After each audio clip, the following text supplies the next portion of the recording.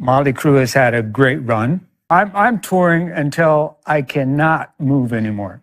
And then after that, when they bury me, I'm still going to have a Mötley Crüe record playing up a tube. Tommy would dig me up and use my bones for drumsticks. At the age of 73, Mick Mars shocked everyone by telling the world some serious things about Mötley Crüe. He said they cut him out of getting his fair share of money and did lots of sneaky things to take away his control of the band. But those things, he said, were just the start of a much bigger and more complicated story. What's really happening? Let's look closer at what went wrong between Mick Mars and Mötley Crüe. Mick Mars was born in 1951 in Terre Haute, Indiana. His real name is Robert Allendale. He grew up in a family that didn't have much money, and he started playing music when he was a teenager. Before he became famous for glam metal music, Mars spent almost 20 years playing in small bands in California that nobody knew about. He kept failing and switching to different bands. All those years of people saying no to him made him tough and gave him that rough style that made him famous when he helped start Mötley Crüe in 1981. Right from the beginning, Mick Mars was super important in making Mötley Crüe sound the way they did. While the other guys in the band were known for acting wild and living crazy lives, Mars stayed focused on making good music and playing guitar really well. He was the one who came up with the name Mötley Crüe after hearing someone say they looked like a motley-looking crew. That idea not only helped create the band's brand, but it also showed what kind of person he was. The biggest difference between Mick Mars and the rest of Mötley Crüe was how hard he worked. While the other guys followed whatever was popular in metal music, Mars stuck to old-school blues rock, making heavy, deep guitar sounds that you hear in famous songs like Kickstart My Heart, Girls, Girls, Girls, and Dr. Feelgood. People who worked with him in music studios said that Mars was always the first person to show up and the last person to leave. He always carried around a notebook where he wrote down technical notes about every guitar solo. Mick Mars worked even harder when you think about the bone disease he has. When Mars was 17 years old, doctors told him he had something called ankylosing spondylitis. This is a sickness that never goes away and makes his backbone bones slowly stick together. It's a really rare disease that causes constant pain and makes it very hard to move around. According to medical papers that Mars showed during a court case in 2023, he had surgery on his spine in 2004. Doctors put metal rods in his back to help him stand up straight, and he has to deal with pain every single day just to perform music. Even though he had health problems, Mars never let his sickness control his career. For more than 40 years, he was part of every album they recorded in the studio, every tour, and every big event. Music industry professionals have said many times that most of the guitar parts you hear on their albums were played completely by Mars himself without any help or fake computer tricks. Sound engineers at Elektra Records, the company that made many of the band's albums, noticed that Mars was the only band member who always carried his guitar everywhere, even during interviews with reporters and when they were backstage. Unlike his bandmates, Mars was almost never involved in scandals about using drugs, getting in fights, or having legal problems during Mötley Crüe's most successful years. He was quiet and kept to himself, which meant the media didn't pay much attention to him, but he was like a steady musical foundation for the band. Hard rock and metal websites like Blabbermouth and Metal Sludge have done surveys that show Mars is the most respected member of the group, especially because he was consistent and refused to follow money-making trends. What he accomplished by himself is enough to make him a legend in rock history. Over 100 million records sold with Mötley Crüe, dozens of tours around the world, and recognition from places like the Rock and Roll Hall of Fame. Even though the band hasn't been officially put in the Hall of Fame yet. But behind all the fame lies a long time of quietly dealing with constant physical pain and feeling alone. This is something the public has only recently started to understand. The leaving that got changed around. On October 26, 2022, Mick Mars officially announced that he was stopping touring with Mötley Crüe, saying his health problems meant he couldn't keep up with the band's tough concert schedule anymore. His statement was very clear. He said he was still an official member of the band, just stepping back from live concerts without giving up his membership or his share of the group. This news was quickly picked up by big news outlets like Variety, Billboard, and Rolling Stone, and it got a lot of attention from fans. Right after that, Mötley Crüe put out their own press statement saying that a new guitar player would replace Mick Mars for the rest of the stadium tour with Def Leppard. John Five, who was known for working with Marilyn Manson and Rob Zombie, was announced as the replacement. What the press release said made people ask questions. There were no details saying that Mars was still a band member, and no mention of how royalties or profits would be shared after he stopped touring. The way the band's announcement described Mars as someone who had finished his job made people doubt if they were being honest. What changed the situation was how the band handled the media in the weeks that followed. Promotional materials for the tour completely removed Mick Mars' picture. News about John 5 replacing him caused controversy among fans. Before joining Mötley Crüe, John 5 had been close friends with several band members, especially Nikki Sixx. Some music trade publications like Ultimate Classic Rock suggested that Mars' replacement had been planned ahead of time.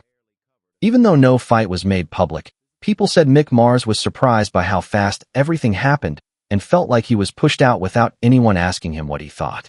It's important to know that within Mötley Crüe, Mick Mars always had an independent role, staying away from personal drama or business deals that weren't about music. This helped him keep a clean reputation, but it also meant his opinion didn't matter as much when the band made decisions. According to people who knew what was happening behind the scenes, Mars was often not at financial meetings, which led to his voting rights being reduced, even though he still owned a big share of the Mötley Crüe brand. In the months after he stopped touring, Mick Mars didn't say anything publicly. He stayed quiet on social media, said no to interview requests, and avoided any events related to Mötley Crüe.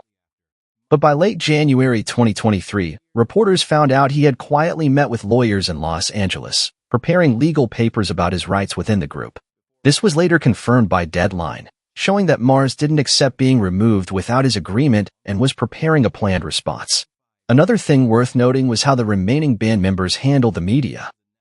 Nikki Sixx kept posting unclear statements on Twitter about needing team spirit and the new high-energy lineup without mentioning Mick Mars. Tommy Lee shared rehearsal photos with John 5 while Vince Neil stayed completely quiet. These actions were seen by some fans as disrespectful to someone who had been with the group for over 4 decades. As the situation got worse, veteran artists like Dee Snider from Twisted Sister and Tracy Guns from LA. Guns spoke out in support of Mick Mars, calling Mötley Crüe's treatment of a founding member a clear betrayal. Major forums in the metal community like Reddit Metalcore and Blabbermouth opened discussion threads analyzing the legal implications, clearly showing that the internal fight within the band could no longer be hidden. The withdrawal from touring had become the starting point of a far more complex series of events that were about to unfold. The lawsuit papers revealed. On April 6, 2023, Mick Mars officially filed a lawsuit against Mötley Crüe in the Los Angeles County Superior Court, starting an unprecedented public legal battle in the band's history. According to details reported by Variety, Mars accused the remaining members of illegally and immorally working together to kick him out and of cutting his profit share on their own in an attempt to remove him from making decisions. At the center of the lawsuit was a fight over ownership shares. Mars said he still owned 25% of the group, and that reducing his share to 5% was done without any legitimate agreement within the band. His lawyer said that the other members, through their private lawyers and the band's CFO, had changed the money distribution terms by themselves, even though Mars never signed any paper saying he was quitting or giving up his rights. Importantly, the lawsuit revealed behind-the-scenes details that were never made public before. In a part quoted by Rolling Stone, Mick Mars said he had been forced to prove he could still perform through personal tests. He described this as a form of humiliation and degradation, especially given his status as an original member. According to Mars, none of the other 3 members had ever been made to do similar things. On music forums and social media, many argued that Mars was being made a scapegoat in a group increasingly driven by money interests. Some industry figures, including veteran journalist Eddie Trunk, suggested that Mars had the most distinctive playing style and that continuing the band without him would weaken its core musical value. Loudwire published an article noting that Mars' claims aligned with a broader pattern of internal restructuring used by many major bands to maximize financial gain. Beyond financial and performance-related disputes, a key part of the lawsuit addressed brand ownership. Mars claimed he remained a co-owner of the Mötley Crüe name and had voting rights on major decisions. The band's continued use of the name without his approval was seen as a violation of long-standing partnership principles. Mars' legal team said they were considering a motion to stop the band from using the name unless a clear agreement was reached. The legal battle also began affecting the band's credibility with business partners. According to industry sources, several brands that had sponsored past tours reached out for clarification. International event organizers like Live Nation were said to be closely watching the lawsuit's developments as it could affect future tour contracts. As of mid-2024, the case hadn't reached a final ruling, but it already caused lasting fallout. Regardless of the outcome, the lawsuit's revelations have damaged Mötley Crüe's public image. For Mick Mars, this isn't just a legal battle. It's a fight to defend his honor and personal legacy. After more than 4 decades of contributing to American hard rock, while the band moves forward with its new lineup and avoids addressing the controversy, Mick Mars has taken a different path. He has chosen not to fight back with words, but instead launched an independent music project for the first time under his own name, marking a completely new chapter. The team behind the album included experienced musicians Paul Taylor, a keyboard player known for Winger and Alice Cooper, Jacob Bunton on lead vocals, Chris Randall on bass, and Ray Luzier on drums from Korn. The presence of these established names showed that this wasn't a personal experiment, but a strategic release aimed at redefining Mick Mars' musical identity post-Mötley Crüe. The opening track, Loyal to the Lie, immediately caught attention with heavy guitar sounds, pounding rhythms, and an intensely angry tone. The song was viewed by critics as a direct response from Mars to the accusations made by his former band. In an interview with Guitar World, he said, "I don't need to write a statement. I just let the guitar do the talking." Most of the other tracks, including Killing Breed, Right Side of Wrong, and Ready to Roll, revolve around themes of betrayal, defiance, and standing up for yourself. Musically, The Other Side of Mars received good reviews from critics. Kerrang! Magazine called it the most personal and honest album Mars has ever made. "I need the studio. That's where I truly live." Notably, Mars confirmed that he's already working on a second album expected to be released by the end of 2025. The next project is described as more electronic in tone, experimenting with ambient and industrial rock. He revealed that he's working with an emerging female artist in the alternative scene, though her name hasn't been disclosed. Mars' goal is to continue challenging himself and remain completely independent of any past legacy. In addition, The Other Side of Mars serves as a personal artistic statement. It's not just a music album, but clear evidence that Mick Mars doesn't need the fame of Mötley Crüe to maintain his influence. While most artists of his generation choose retirement or reunion tours, Mars chose to step out of the band's shadow and assert his independent identity. He said, "If one day we play together again, it has to be for the music, not for a contract or a festival lineup." That comment was immediately quoted widely across media channels, especially given that Mötley Crüe continues to perform with a new lineup without the man who helped shape the band's signature sound. Throughout his reflections, Mars focused on the personal lessons learned from the fallout. He revealed that he now spends most of his time at home in Nashville doing physical therapy to maintain mobility and working in the studio. Although he no longer performs live, he continues to practice guitar daily and compose new music as a form of mental therapy. The current image of Mick Mars is that of an independent artist, rarely seen in public, but deeply respected within the music community.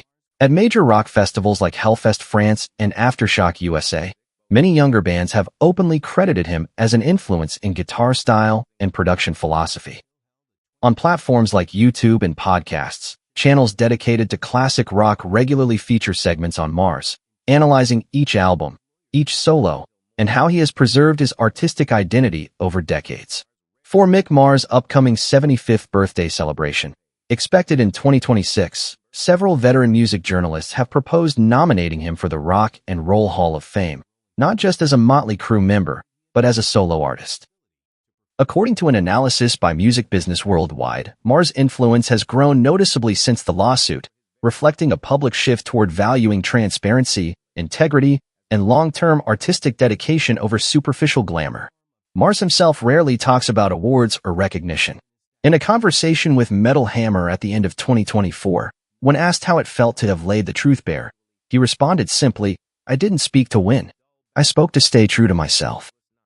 As of now, Mars remains silent on whether he plans to re-engage in any form of collaboration with Mötley Crüe. Legal teams on both sides are still negotiating, though no terms have been disclosed. Meanwhile, he remains firmly committed to his independent creative path, stating he will only release new information when "I'm ready mentally and artistically." Though no longer standing on brightly lit stages with the band, Mick Mars still holds his place as an irreplaceable figure in American classic rock. And at 73, he hasn't chosen to fade away. He's rewriting his final chapter through the sound of his guitar and the clarity of his words. What do you think about Mick Mars' revelations? Leave a comment below and let us know your thoughts after this video. Don't forget to subscribe and hit the notification bell to stay updated with our latest content.